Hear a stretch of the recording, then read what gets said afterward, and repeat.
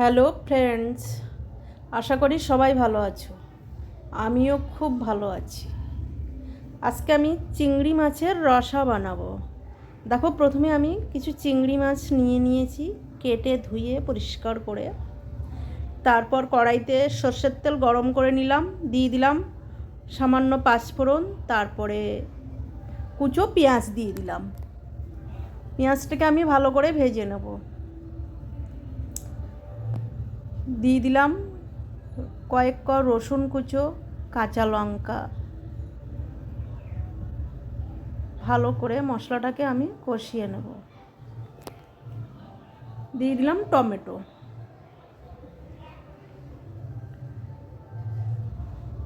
হলুদ, নুন পরিমাণ মতো দিয়ে দেব।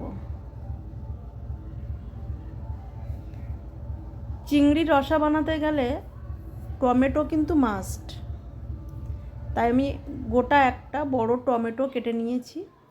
কিছুক্ষণের জন্য আমি চাপা দিয়ে রাখবো। দেখো, মশলাটা রং ধরে এসছে সুন্দরভাবে। ভালো করে মশলাটাকে কষিয়ে নিলাম, নিয়ে দিয়ে দিলাম সামান্য জল।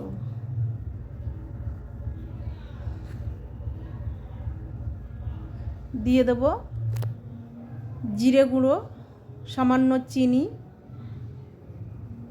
আর একটা চাট মশলা দিয়ে দিলাম।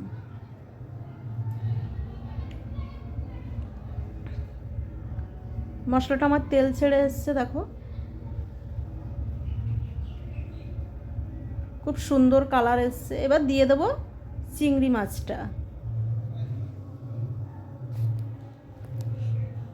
এইভাবে একবার বানিয়ে খেয়ে দেখো, খুব টেস্টি এবং খুব স্বাদের হয়। চিংড়ি মাছটা আমি আগে ভেজে নিইনি, আমি মশলাই দিয়ে দিলাম, কারণ চিংড়ির স্বাদটা নষ্ট হয় না, খুব টেস্টিকর হয়। এটা একেবারে অন্যরকম রেসিপি। সামান্য জল দিয়ে আমি চাপা দিয়ে দেবো কিছুক্ষণের জন্যে।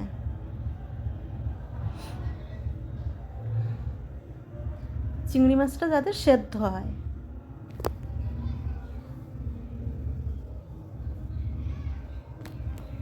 ঢাকা খোলার পরে দেখো চিংড়িটা হয়ে এসছে, পুরো মাখা মাখা হয়ে গেছে।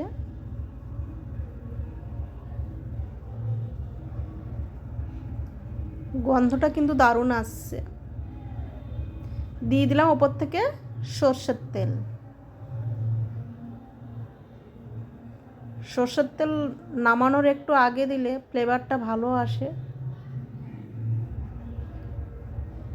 রান্নাটা আমার কমপ্লিট হয়ে গেছে। ভিডিওটা ভালো লাগলে সবাই লাইক, কমেন্ট, সাবস্ক্রাইব করার অনুরোধ রইল। আবার দেখা হবে নেক্সট কোনো ভিডিওতে। ততক্ষণ সবাই ভালো থেকো, সুস্থ থাকো, স্বাভাবিক থেকো।